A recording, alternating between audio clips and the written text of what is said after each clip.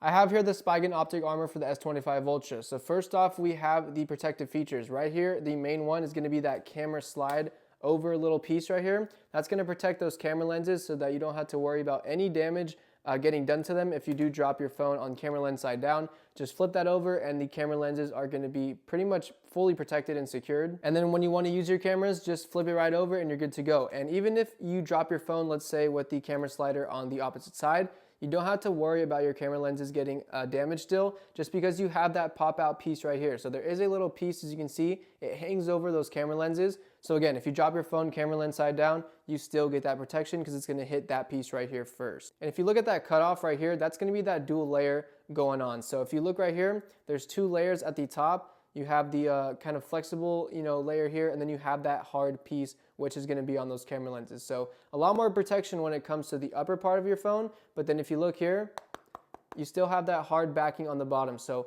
full, hard backing going on in the back, going to be great for shock absorption, but you do kind of have that dual layered, going on at the top here. And then the actual material on the back here is anti-fingerprint and anti-scratch, which I also like. So you're not, constantly cleaning your phone every time you want to use it. So yeah, anti-fingerprint, which I like too, and then anti-scratch.